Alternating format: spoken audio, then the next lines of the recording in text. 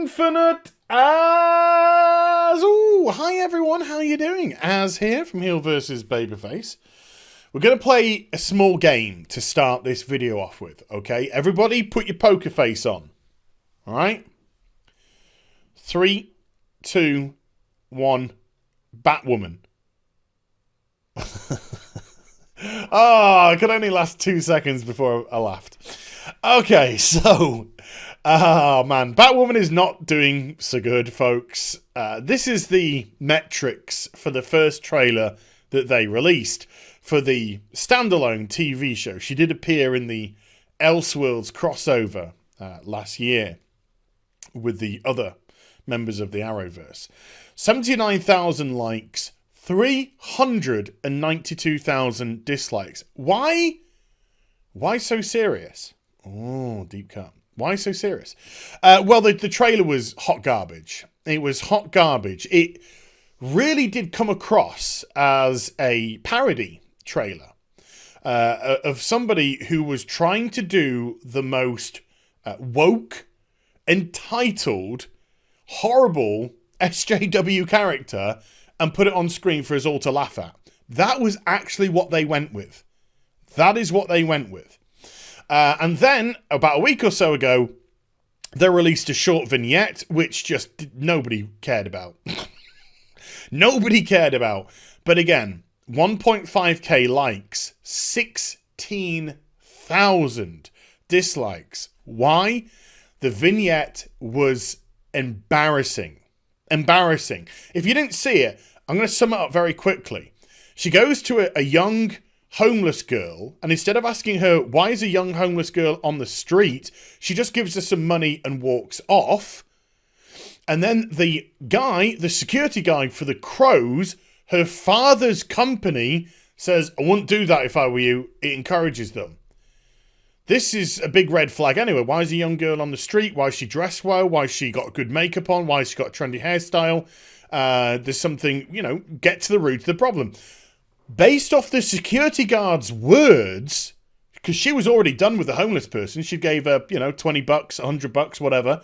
She turns around and gives her a very expensive Rolex.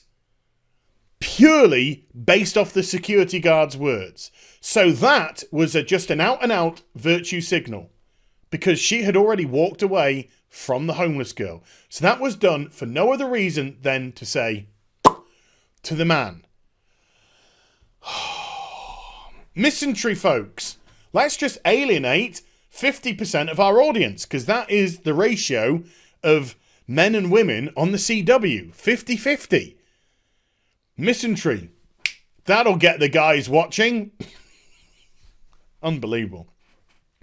But all we've known so far is that it's coming in the fall. Or, as we like to say in the civilized world, autumn. So we get this today.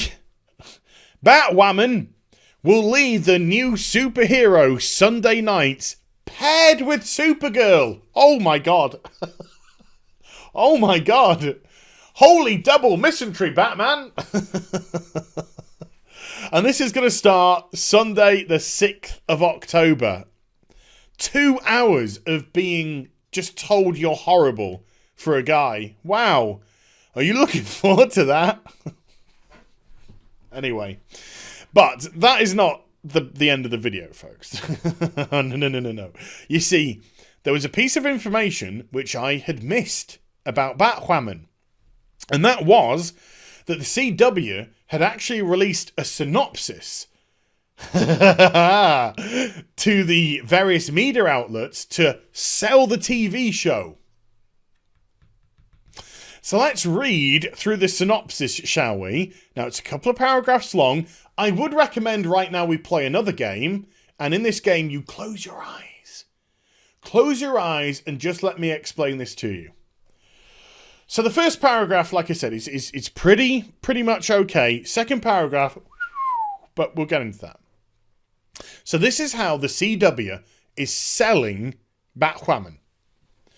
Kathy Kane never planned to be Gotham's new vigilante. 3 years after Batman mysteriously disappeared, Gotham is a city in despair.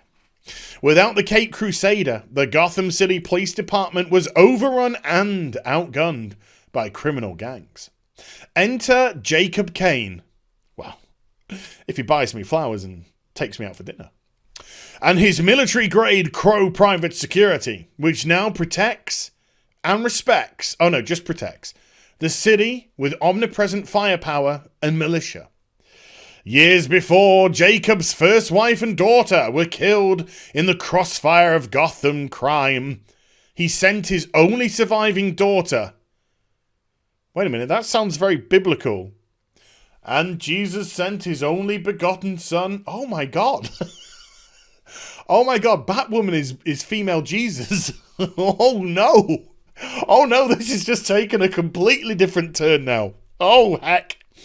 He sent his only surviving daughter, Kathy Kane, away from Gotham for her safety.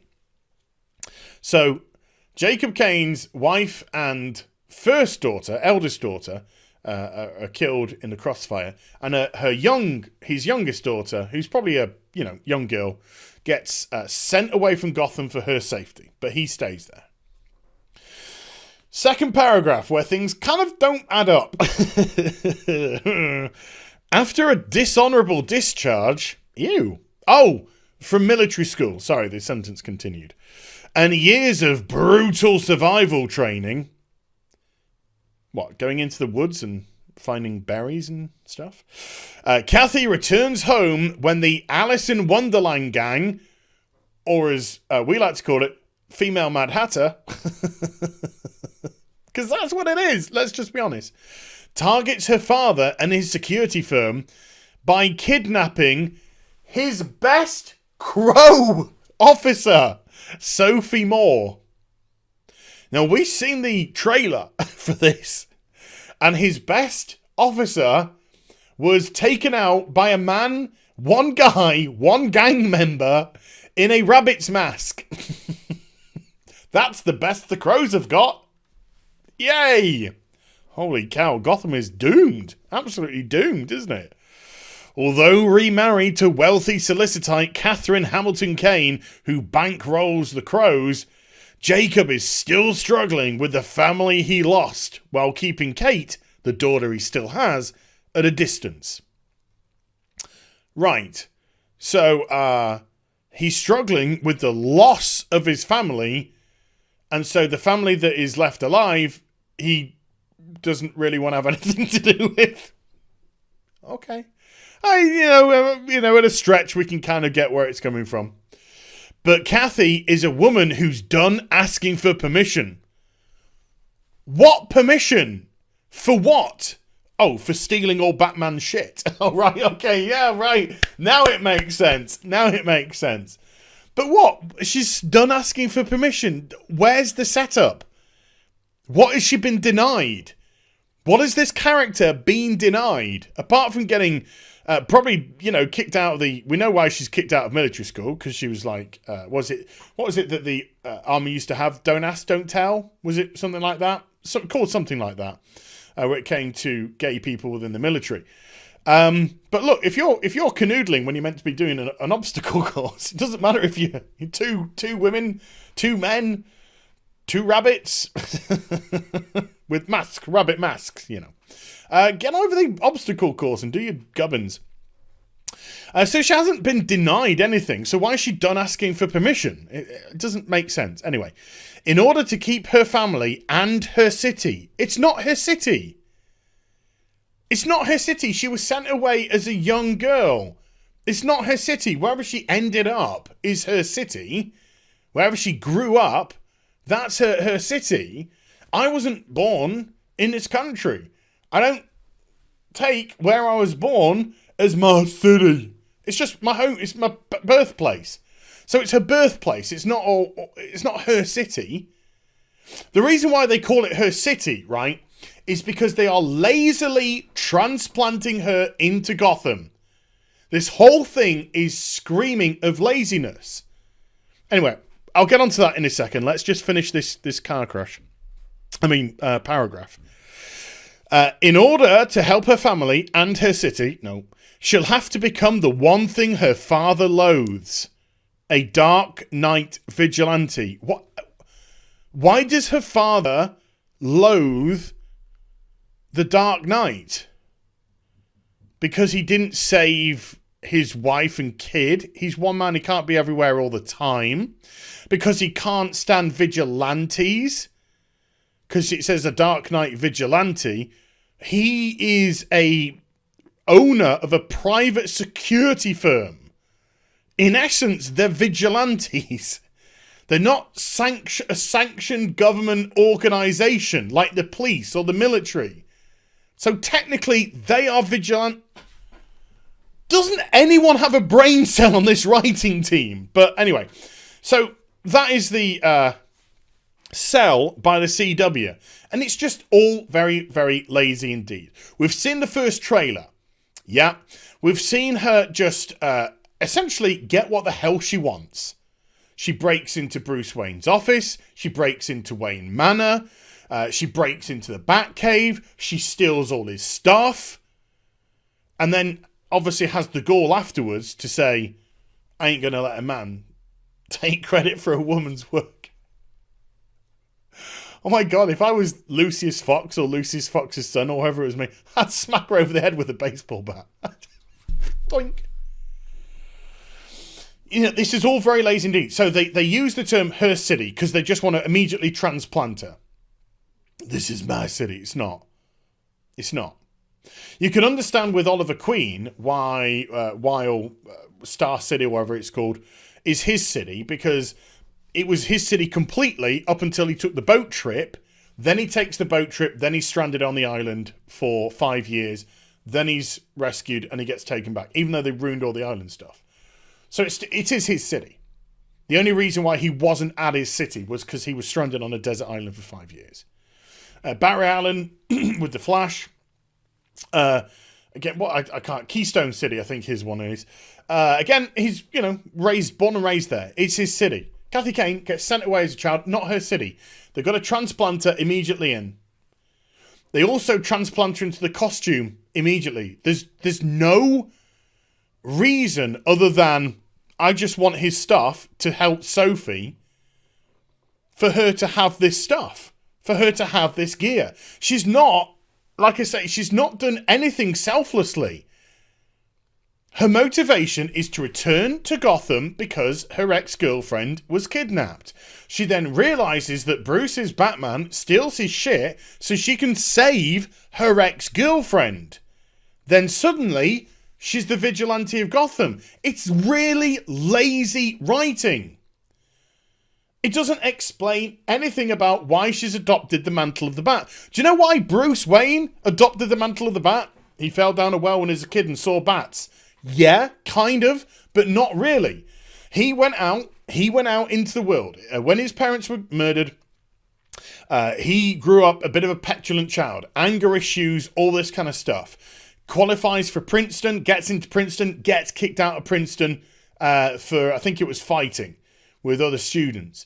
He then realizes he's going nowhere. He's lacking direction. He leaves Gotham, however old he would be, 19, 20, 21, around there, to go around the world being trained by the world's greatest fighters. And to understand his place, understand how to fight crime instead of just being angry. Instead of going through just brutal survival training because we need to just immediately make her trained. Best fighters in the world. 7 years he spends out there. He comes back to Gotham around about 28 years of age. He then still doesn't have the Batman costume because it's not part of the ethos yet. He just puts on a balaclava, some street clothes, and tries to do street level crime fighting.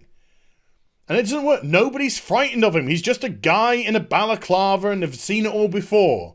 So yeah, he can kick some ass, but he can get his ass kicked as well because people aren't scared. They're not afraid to hold back. He doesn't have any advantage and he gets himself in trouble and he gets himself badly injured. Grievously injured. And he manages to get himself back to Wayne Manor, and he sat in the front room in Wayne Manor in a chair looking at a picture of his parents. And he's just saying to himself, I could let myself go here. I'm not badly injured. I could just let myself go. And I could just join my parents, and I could just say, whoops, you know, I tried and I failed. Or the bell next to me, I could ring Alfred. Alfred would come. He'd take care of my wounds and I'd survive. And while he's mulling over the decision of whether or not to let himself go or save himself, a bat, huge bat, comes crashing in the window and then lands on a bust right next to the picture of his parents. And he sees that as the sign, and it brings back all the memory of the bats as a child as well. And the fear that he felt. And he was just like, fear. That is my weapon. So he picks up the bell. He rings Alfred. And Alfred comes and saves him. That is when he adopts the mantle of the bat. It is a process. It is a logical process. A psychosis as a child.